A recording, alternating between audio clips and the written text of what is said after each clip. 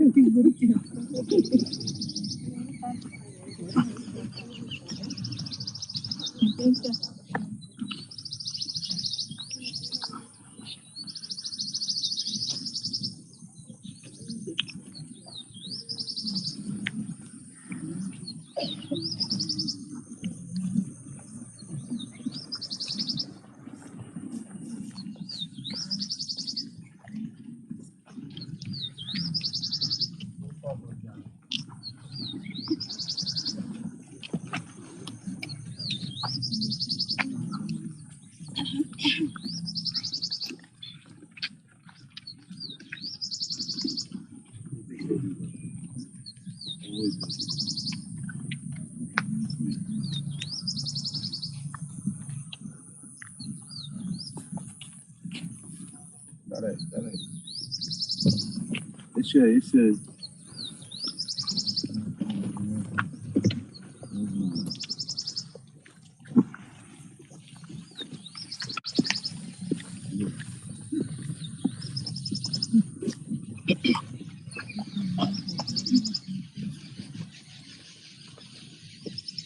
सगळ्यात कॉल केलं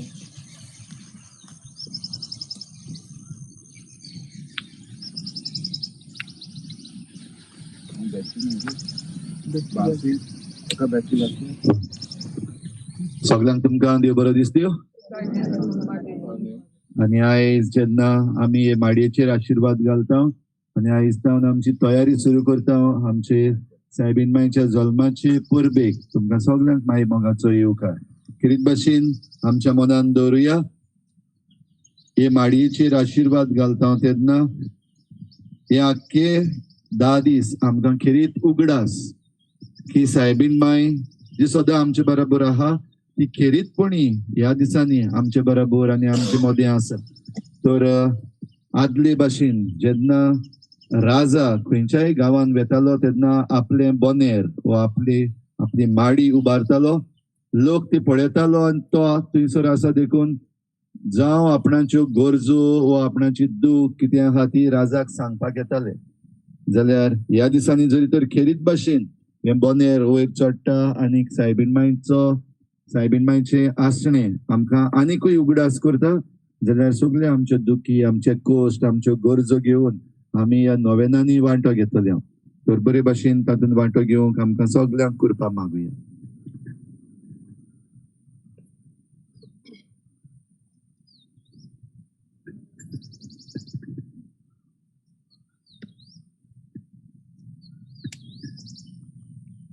बापाचे आनी पुताचे आनी पवित्र आत्म्याचे नावी.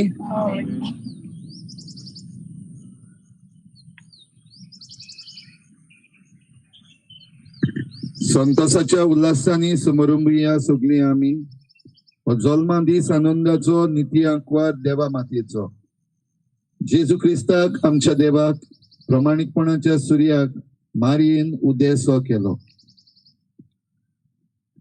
तुझ्या भाव भयणीनो आतांच आमी आयकला ते भाशेन कित्याक आमी ह्या बोनेराचेर हे माडयेचेर आशीर्वाद घालता उगडास करपाक आमकां सायबीणमायचे आसणे करीत भाशेन आमचे मदें आसा तर इल्लोसो वेळ ओगीच रावन आमची सगळी मागणी वा आमचे दुखी आमचे कोश्ट त्रास मनान हाडुया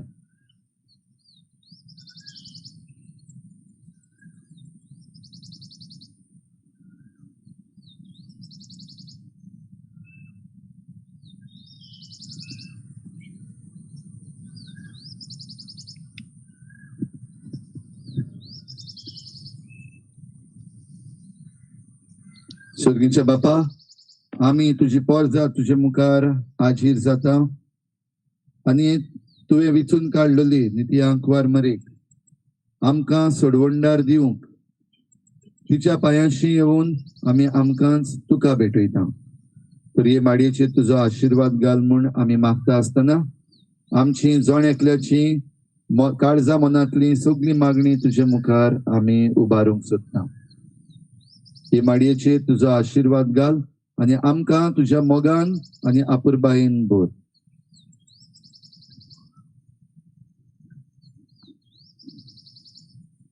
स्वर्गीचे बापा आमच्या सोडवणदाराक मनशा सैम दिवचे खातीर अगणीत जाणवायेन आनी मोगान भाग्यवंत आंकवार मारेक तुवें जल्मा हाडली हो तिचो जल्मा दीस व्हडा संतोशान आमी समरमता तुवें विचून काडलेली जेजूचे आनी आमचे आवयक फावो तो मान दिवंक आनी तिचो मोग करूंक आनी तिची देख आनी मोजत घेवन भावार्थान बरवाशान आनी मोगान वाडत वचूंक तुजी भरपूर कृपा आमकां दी आमच्या सोम्या तुज्या पुता जेजू क्रिस्ता वरवीं तो खरो देव तुजे सवे पवित्र आत्म्या वरवीं जियेता आनी राजवट चलयता ससनाच्या ससना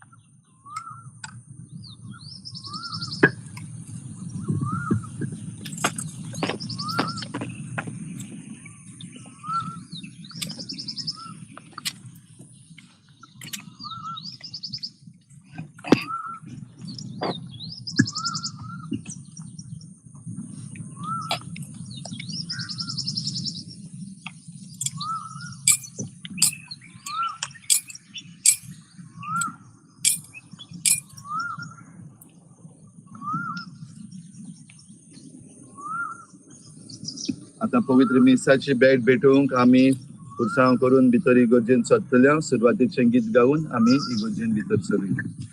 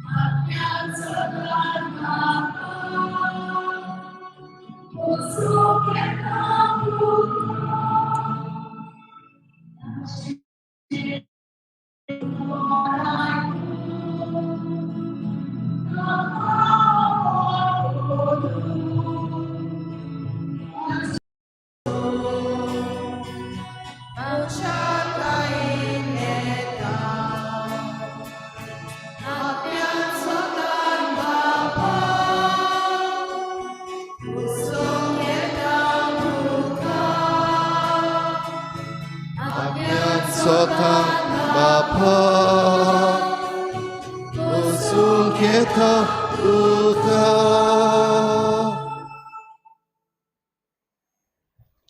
आयची मिसाची भेट आमी भेटयता देवाक दिनवासून जॉनी आनी किंबर्ली कुलासो हांचे इंतेसावान तांच्या जल्माच्या दिसाक देवान तांचेर आशिर्वाद घालूंक मागुया.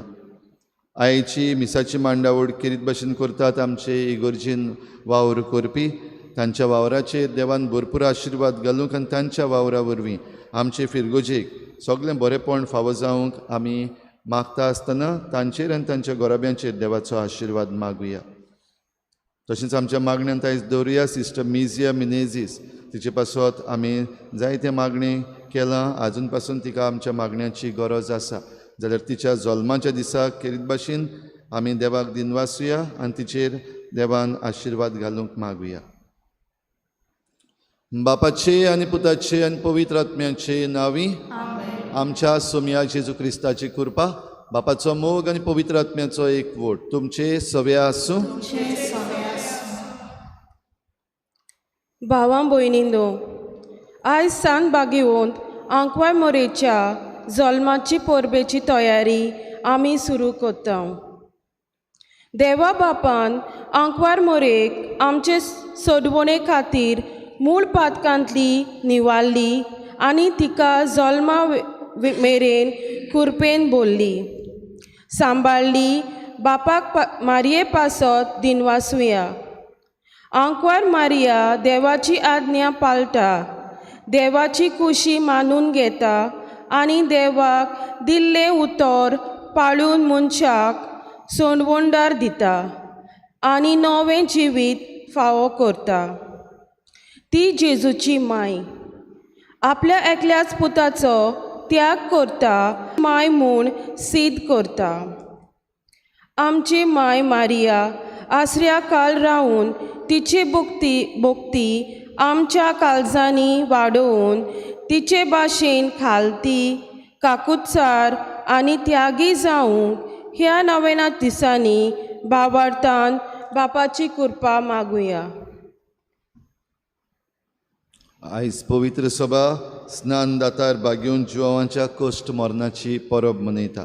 केरीत भाशेन स्वता पासत उबी रावूंक आनी स्वता पासत आमी आमचो जीव पासून दिवंक तयार आसूंक आमकां जण एकल्याक ही कृपा मागुया.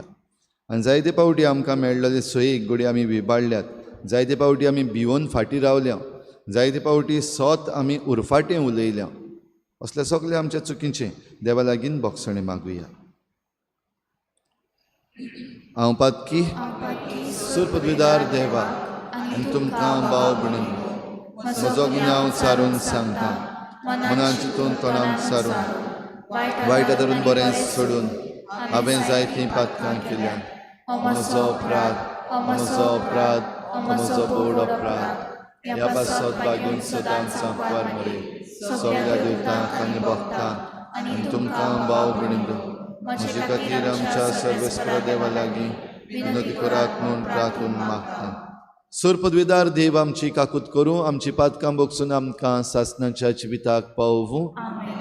सुम्या काकूत कोर, क्रिस्ता काकूत कोर, सुम्या काकूत कोर. प्रार्थुया. देवा आमच्या बापा, तुजे कुशे प्रमाणे स्नान दातार बागेवन जिवांव जल्मान तशें मरणान तुज्या पुता फुडें येवन गेलो. जशें स्वताक आनी नितीक गोवाय दिवची पासत ताणें आपलो जीव दिलो, तशें आमी तुजे शिकवणे खातीर झुजूंक तुज्या पवित्र आत्म्याच्या धिरान आमकां भर. आमच्या सुम्या तुज्या पुता जेजू क्रिस्ता वरवीं तो खरो देव तुजे सगळें पवित्र आत्म्याच्या एकपणान जियेत आनी राजवट चलयता देवा सासनाच्या सासना.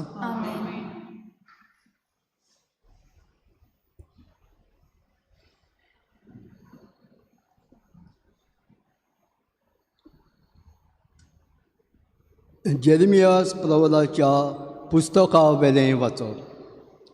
सर्वेस्पोर म्हाका हे पोरी उलयलो, तर आतां तुजें काम करूंक आयतो जा.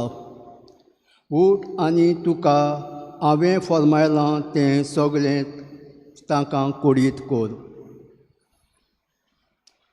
ताचे उजेर कांपू नाका, ना जाल्यार हांव तुका तांचे मुखार कांपोसो कोत्तलो.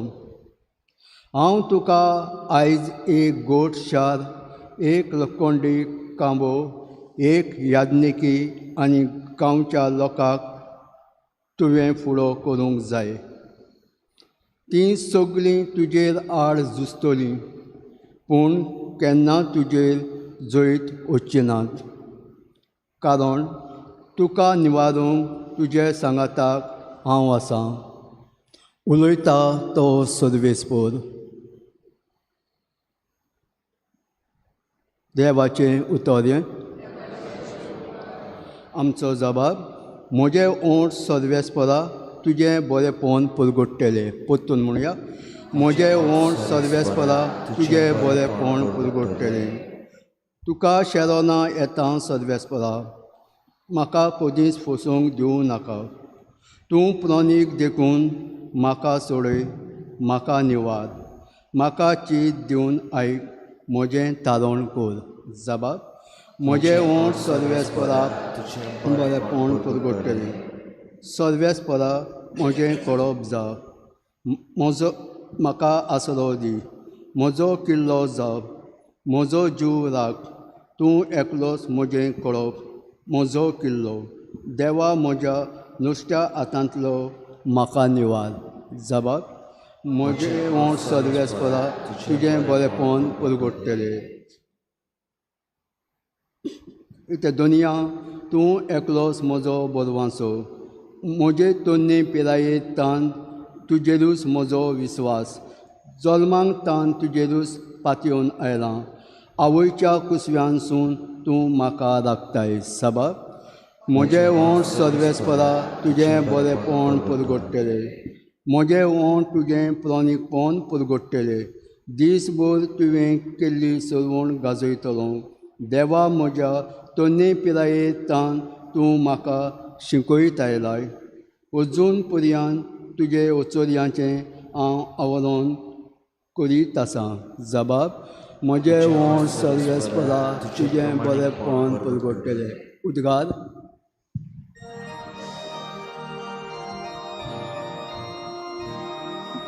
Sorvesporak soy, sorvesporak soy, Sorvesporak soy, sorvesporak soy, sorvesporak soy, soy, soy.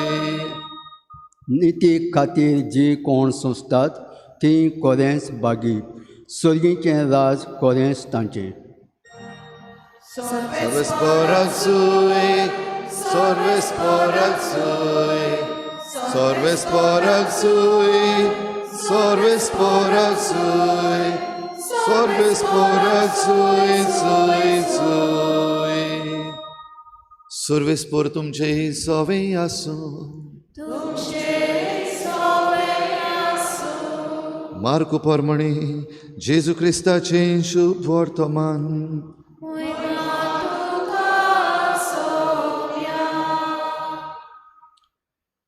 Herodias नांवाचे आपल्या भावा फिलिपाचे बायलेक आपली बायल केल्ली. त्याच हेरोदीन मनीस धाडून जुवावांक धरलो आनी खडे सांकड्यो बांदून बणकुणीन घाल्लो. कारण जुवांव हेरोदीक म्हणटालो, तुज्या भावाचे बायलेक तुवें दवरल्याय तें सारकें न्हय. पूण हेरोदियसीच्या काळजान ताचो राग शिजतालो आनी ताका जिवेशी मारूंक ती सोदताली, पूण तिका तशें करूंक मेळो नासलें. तो सात्वीक आनी धर्मवंत मनीस म्हूण जाणो जावन हेरोद जुवांवांक भियेतालो आनी ताका राखतालो. तो सांगता तें आयकून पाटी फुडें सरतालो आनी तरी खुशे मनान ताका कान दितालो.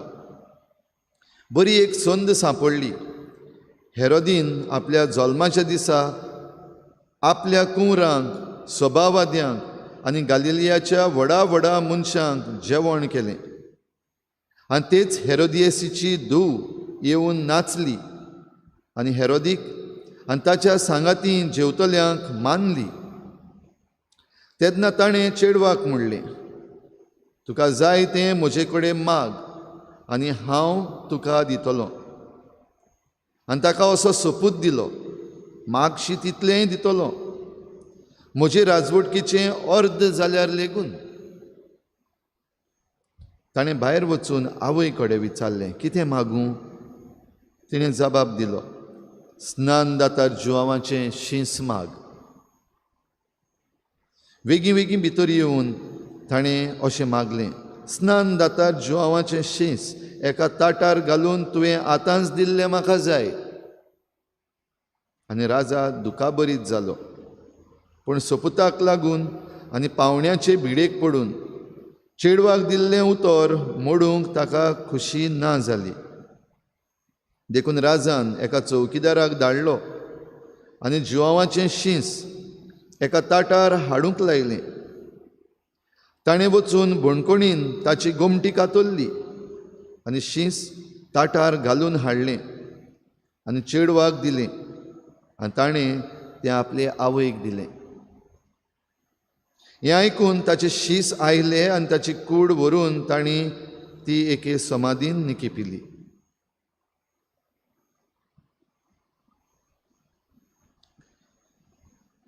जेजू क्रिस्ताचें शुभ वर्तमान्ये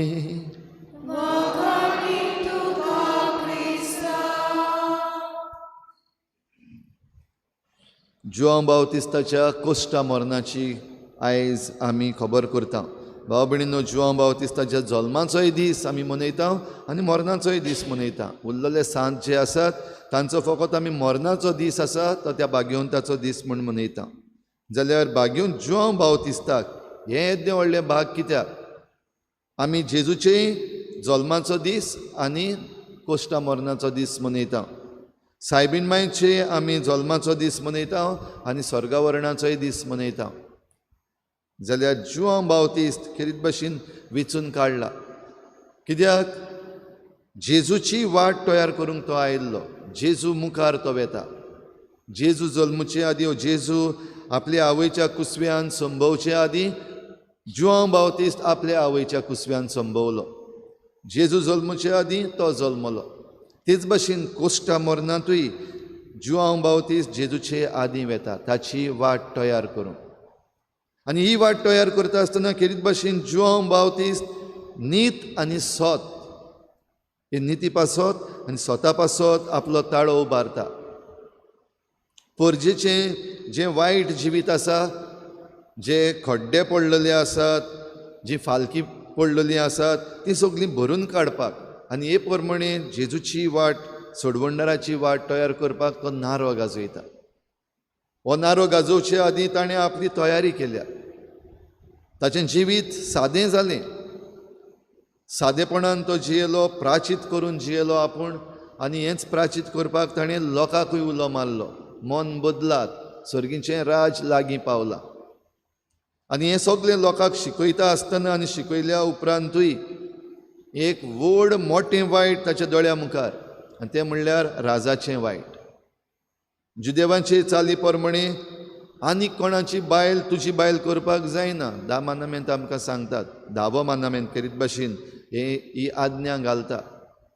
जाल्यार राजा जो आसा तोच पयलीं हो कायदो मोडटा हें जुआंव बावतिस्तान पळयलें. हेरोद जेन्ना राजा आसलो तो जुदेवांचो राजा कसो न्हय, पूण रोमकारांच्या नांवान तो राज चलयतालो. भाव भयणीनो, ही राजवट चलयता आसतना ही नीत सांबाळप आनी बरें नितळ निर्मळ जिवीत जिवप एकदम गरजेचें हें मानप. जाल्यार हेरोद आपल्या जिवितान आपल्या भावाचे बायलेक आपली बायल करून घेता आनी हें वायट ताचें जुवां बावतीस तोंडार मारता. भियेनासतना सुबेमाजार ताचेर उलोवप म्हणल्यार खेरीत भाशेन हेरोदाचेर उलोवप म्हणल्यार आयच्या काळार जे भाशेन जाता. आयज आमचो सरकार आसा आनी आमी आसा एक परजे मदलो सादो मनीस, हे आमचे सरकारी मनीस आसात ताचेर आड उलयता. आड म्हणल्यार ते जे कितें वायट करता तें ताका सांगून दिता तोंडार. हे भाशेन आमचे मदें जायते जाण आसात. फादर स्टॅन स्वामी जरी तर आमी उगडास करीत जाल्यार सरकाराचेर आड, सरकारान जें वायट केलां तें कोणाची बायल वयल्या म्हण न्हू, पूण जे दलीत लोक आसात, सादे लोक आसात, तांचेर जी ओनीत जाता ते ओनितीचेर आड उलयतालो आनी ह्या लोकांक वयर काडपाक वावुरतालो. कितें केलें? धरलो, भितर घातलो आनी तेच बणकोणीन ताका मारूनय उडयलो. जुवां बावतिस्ताक धरलो, बणकोणीन भितर घालो आनी बणकोणीन भितर आसतना पासून आमकां पवित्र पुस्तक सांगता हेरोद ताका कुशे मनान कान दितालो, ताचें आयकून फाटीं फुडें सरतालो. जाल्यार दुसरो भाग ताची पुतीन फिलिपाची, ताच्या भावाची बायल जी आपली करून घेतलेली दिसता ती कुशे मनान ताचे बरोबर आसा. आनी ती कुशे मनान आसतनाय जें ती ताचे बरोबर आसा तें चुकीचें. देखून तिका आडकोड, तिका राग. जुवां बावतीस जो परतून परतून हो आवाज बणकोणीन आसतना पासून उलयता ताका बंद करपाक जाय. जाल्यार ताचेर राग काडूंक हे वस्तरेन आपणाक जी पदवी आसली वो ज्या पदवेदार मनशा बरोबर आपण आसली ताचो फायदो घेतलो. दुसरे वाटेन बरी संदी जी ती रावताली ती आपले धुवे वरवीं घेतली. म्हणटच आपल्या भुरग्यांकूय वापरून एके भाशेन जो कोण स्वता पासत निती पासत उलयता आनी जें कितें तुवें वायट केल्लें आसा ताचेर उलयता, आपले धुवेक वापरून एके भाशेन ताचो जीव काडून घेतलो. कितें मागूं अशें म्हणून ह्या चेडवान आपले आवय लागीं विचारलेलें आनी तिचें विचारप सारकें आसलें. कित्याक राजान हो येदो व्हडलो ऑफर दिल्लो, तुका जाय तें माग, म्हजे राजवटकेचें अर्दें जाल्यार लेगून हांव तुका दितलो. कित्याक तुवें तुज्या गुणा वरवीं, तुज्या नाचपाच्या गुणा वरवीं आमकां सगल्यांक खुशाल केल्यात. राजाच्या जल्माच्या दिसाक जे सगळे सोयरे आयिल्ले, पावणे आयिल्ले, तांकां आनी आपणाक खुशाल केल्यात. देखून हो येदो व्हडलो ऑफर. म्हणटच येदो व्हडलो ऑफर येता जाल्यार ही धूव जी आसा, हें तरणाटें चेडूं जें आसा, दुबाव घुसपागोंदळाक सांपडटलें. कित्याक अनएक्सपेक्टेड. आनी अनएक्सपेक्टेड असलो जरी तर ऑफर आयला, घुसपागोंदळाक सांपडला जाल्यार आवय सगळ्यांहून बरी, जिच्यान हो एडवायस आपणाक दिवपाक जाता, ह्या चेडवाचें मानप सारकें. पूण हे आवयन हेंच आपणाच्या फायद्याक, आपणाचो राग काडपाक आनी सोत उलयता ताका बंद करपाक वापरलें. भाव भयणीनो, आयजूय घडटा काय? आयज आमच्या राजकी मळार असल्यो वस्तू घडनात काय?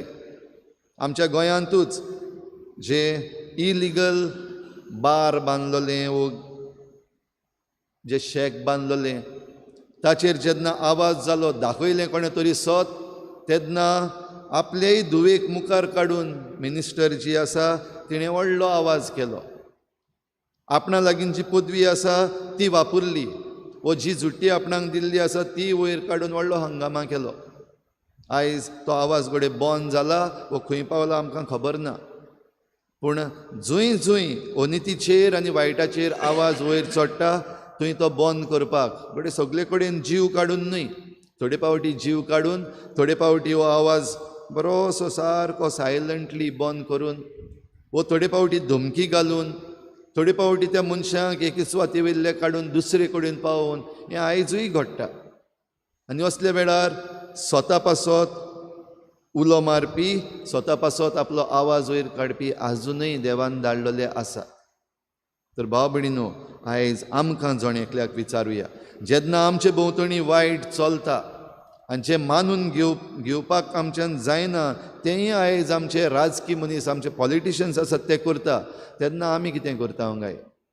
जायते पावटी घडये आमी म्हणपाक शिकलेले आसा आमचे ह्युमन रायट्स आसात ते तेचें पर्सनल जिवीत, तो आपणाक कितें करता तें आमच्यान कशे भाशेन विचारपाक जाता, आनी हे भाशेन म्हणून जें वायट करतात ताकाय आमी जायते पावटी सांगात दिता, जे कोण वायट करतात तांकां आमी सांगात दिता, तेन्ना एके भाशेन म्हणटा ओके तूं कितें करता तें ओके आसा, तूं जरी तर दुसऱ्या देवाची पुजा करता तें ओके आसा, तूं जरी तर जमीन कन्वर्ट करता आनी थंयसर डिवेलपमेंटाच्या नांवान निसंटन करता तें ओके आसा, तूं जरी तर कमिशन घेता वा तूं पयशे दिवन मतां घेता तें तुजें पर्सनल, जाल्यार हेरोद जें जिवीत जियेतालो तेंय ताचें पर्सनल आसलें.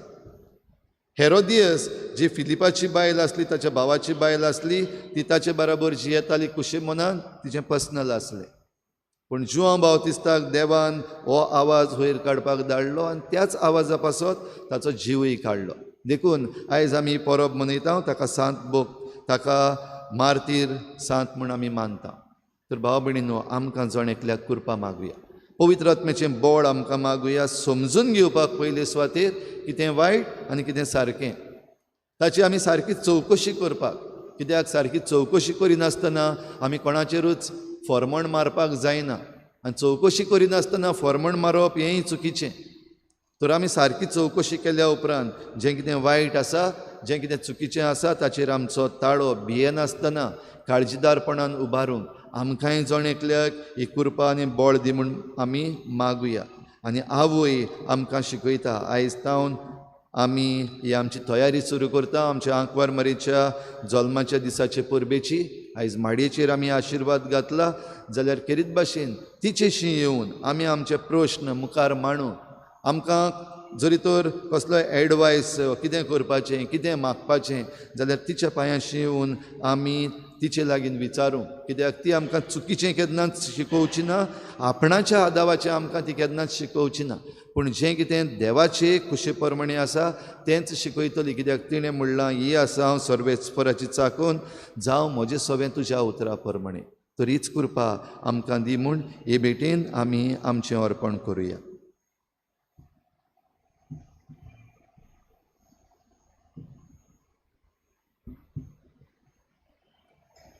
गायन घेऊया C25 पेज नंबर 39 C25.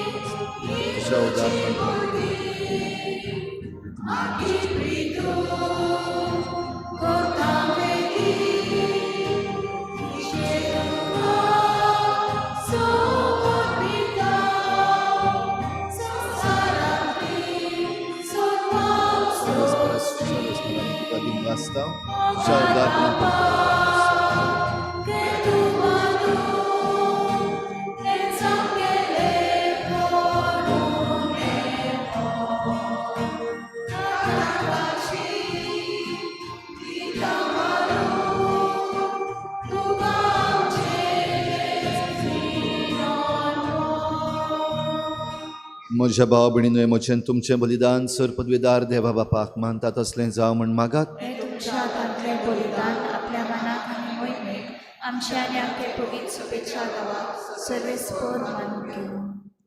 सर्वेस्परा, अरण्यांत आपलो ताळो उबारून तुजो नीट मारूग जुआवान लोकांक शिकयलो, आनी विराधिरान आपलो जीव दिवन तोच मारूग रोगतान खुणायलो.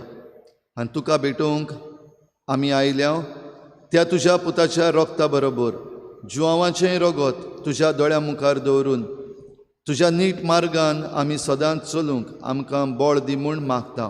तुज्या पुता जेजूचे नांवी सर्वेस्पर तुमचे सवे आसूं. आमची काळजां उबारुया.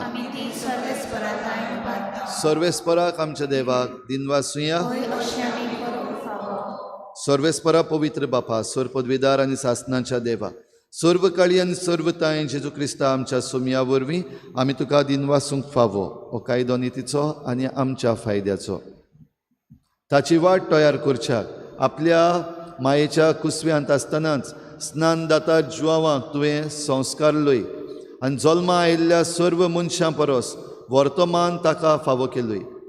आपल्या जल्मान ताणें जायत्यांक संतोश हाडलो आनी आयिल्ल्या सोडवणदाराक जल्मचे आदींच ओळखून आपल्या आवयच्या कुसव्यांत आनंदान तो उडलो. संवसाराचें पाप काडटल्या मेंढऱ्याक आमच्या सोडवणदारा जेजू क्रिस्ताक सगळ्या प्रवाद्यां मदें ताणें एकल्यानूच दाखोवन दिलो. जॉर्दान न्हंयच्या उदकान ताणें पवित्र स्नानाच्या घडणाराक स्नान दिलें. अशें व्हांवतें उदक आमचे भुंयेंतलें सर्गीच्या जिविताची जोर जावंक पावलें. शेवट पर्यंत तो रावलो विस्वाशी आनी मोर घालून आपल्या रोगताची मरणांत लेगून उजवाडाक ताणें दिली साक्षी. देखून सर्गीच्या दुतां भक्तां सांगाती, पृथ्वीर तुका वाकाणटा निरंतरी, तुजे महिमेचें कीर्तन आमी गायता. पवित्र पवित्र पवित्र दरबारांचो सर्वेस्पर तूं, स्वर्ग आनी संवसार भरला तुज्या वैभवान. हुंसर तुका सोय सोय, सर्वेस्पराचें नांव येता ताका सोय. हुंसर तुका सोय सोय. बापा, खरोच तूं पवित्र, तूं सगळ्या पवित्रपणांची झर तुज्या पवित्र आत्म्यांक धाडून ही देणी पवित्र कर म्हूण आमी मागता. जावं ती आमकां आमच्या सोमया जेजू क्रिस्ताची कूड आनी रगत. आपलेच कुशीन कोश्ट मरण सोसूंक वेचे आदीं ताणें उंडो घेतलो. तुका दिनवासून तो मोडलो. तो आपल्या शिसांक दिलो आनी म्हळें, हो तुमी समेस्त घेयात आनी खायात. ही म्हजी कूड तुमचे पासत समर्पणशी.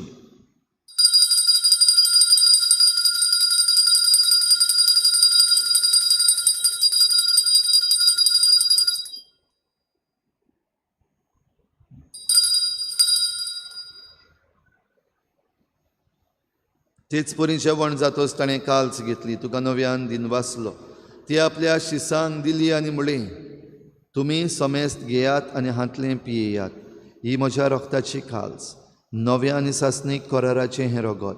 पातकांचें बोगसणें मेळच्याक तुमचे पासत आनी समेस्त मनशां पासत तें वारवतलें.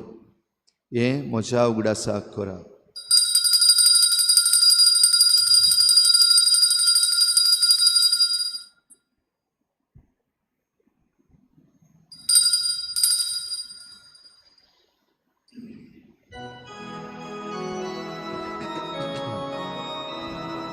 भावार्थाचो गूट परगोटुया. जेजू जीवन जाला, जेजू नव्यान येतलो. जेजू मेलो, जेजू जीवन जाला, जेजू नव्यान येतलो. बापा, जेजूच्या मरणाचो आनी पुनर्जीवनपणाचो आमी भक्तीपणी उगडास करता आनी हो जिविताचो उंडो आनी सोडवणेची काल्स तुका समर्पिता. तुजे मुखार येवंक आनी तुजी सेवा करूंक आमकां फावो केलें देखून आमी तुका दिनवासता. आनी जेजूची कूड आनी रगत शेवतल्या आमा समेस्तांक पवित्र आत्म्या वरवीं एकठांय कर म्हूण आमी नम्रतायेन मागता. सर्वेस्परा, आखे प्रितुमीचेर विस्तारलोले तुजे पवित्र सभेचो उगडास कर. आनी फ्रांसीस आमच्या बागयोन बापा, फिलीप नेरी आमच्या गवडी बापा आनी सगळ्या याज्ञिकी वर्गा बराबर तिका प्रिती मोगांत वाडोय. पुनर्जीवनपणाचो भरवसो धरून मेल्यात त्या सगळ्या आमच्या भावा भयणांची काकूत कर. तांकां तुजे इश्टागतीन मेल्ल्या समेस्तांक तुज्या परजळीत मुखामोळ पळोवंक फावो कर. आमा समेस्तांची हे भेटेकायज आजीर जाल्ल्या सगळ्या तुज्या भुरग्यांची दया कर म्हूण आमी मागता. आंकवार मरे देवाचे माये सांगाती तुज्या पोती बागयोन जुजे, बागयोन धर्मदतां, बागयोन जुजे वाज आनी बागयोन फ्रांसीस शावियर आनी सर्व काळी तुका मानवल्यान त्या सगळ्या भक्तां बराबर सासणाच्या सुखांत आमकां वांटो दी. तांचे सांगाता तुजी मोहिमा गावंक आमकां फावो कर. जेजू क्रिस्ता तुज्या पुता वरवीं. त्याच जेजू वरवीं, त्याच जेजू सांगाता, त्याच जेजू ताई पवित्र आत्म्याच्या एकपणान सोर पदवीदार बापा, सोर वंदन आनी वैभव तुका सासणाच्या सासणाक. आमेन. निती पासत स्वता पासत आपलो ताळो उबारलेलो त्या जुआंव बावतिस्ताक राजान बणकणीन घातलो. आयज पासून निती पासत स्वता पासत झुजतात तांकां जायत्या जाणांक बणकणीन घालून दवरलेले आसात. किरीत भाशेन असल्या पासत आयज आमी मागुया तांकां बेगीनूच सुटका फावो जावंक आनी तांचो ताळो पोरजेक तशेंच राज करतल्यांक आयकूंक येवंक आमी मागुया आनी बाराबर जेजून शिकयल्लें प्रार्थन बापाक उबारुया. आमच्या बापा स्वर्गीच्या तुजें नांव पवित्र जावं, तुजें राज आमकां येवं, तुजी खोशी स्वर्गांत जाता तशी संवसारांत जावं. आमचो दिसपट्टो गिराज आज आमकां दी आनी आमी आमचे चुकल्यांक बक्षां तशें आमची पातकां बोगोस आनी आमकां काळणी पडूंक नाका पूण वायटांतली आमकां निवार. सर्वेस्परासूर वायटांतली आमकां निवार. दया करून ह्या जिवितांत सवस्काय आमकां दी. सर्गींच्या सुखाक आनी आमच्या सोडवणणारा जेजू क्रिस्ताच्या येण्याक आमी बरे भाशेन वतरेकता. तर आमकां तुजे उदार काकलुतीन सर्व पातकांतली सुटय आनी सर्व आकांतांतली वाठाय. कित्याक राजवटी पदवी आनी मोहिमा तुजी सासणाच्या सासना. सोम्या जेजू क्रिस्ता तुवें तुज्या धर्मदतांक म्हणलें तुमकां शांती दवरता, म्हजी शांती तुमकां दिता. आमच्या पातकांचेर न्हय पूण तुजे पवित्र सोबीच्या बाबाटाचेर दिश्ट घाल आनी तुजे कुशी प्रमाणे तिका शांती दी आनी तूंच तिका एकवटान सांबाळ. जो जियेतान राजवट चलयताय सासणाच्या सासना. सोम्याची शांती सदां घाल. तुमचे सवे आसूं, एकामेकाक मोगान शांती दिवया.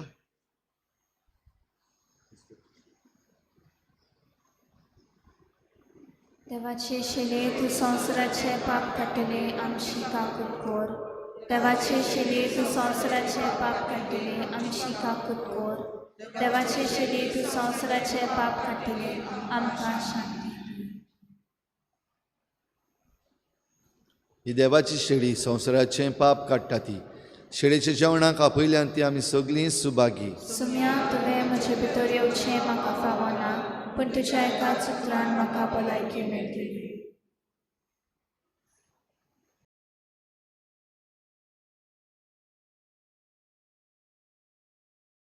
आत्मिक कुमयाव खातीर मागणें.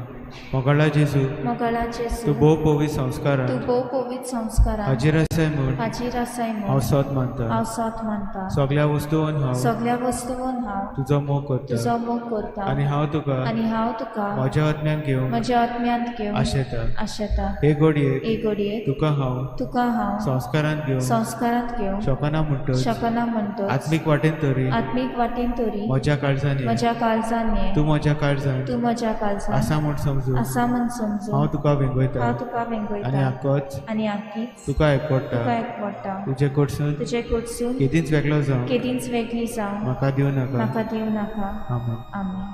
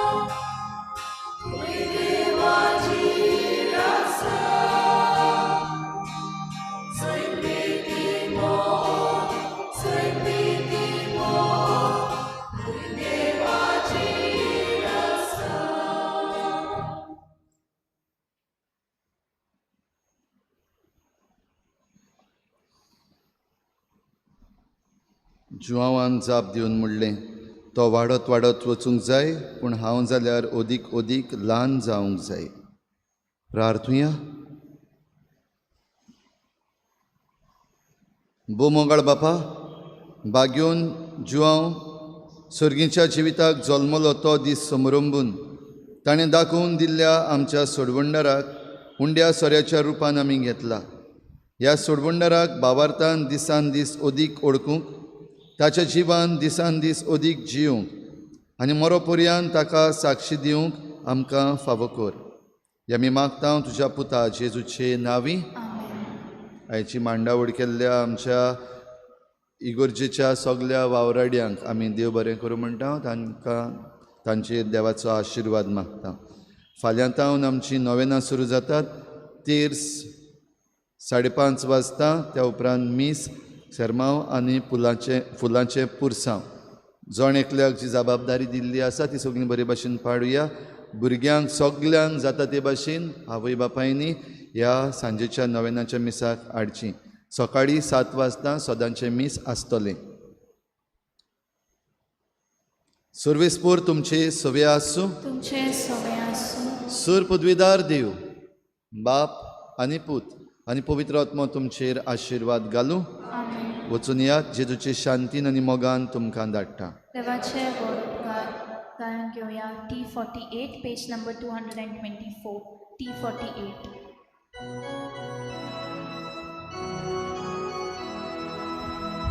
संसाराची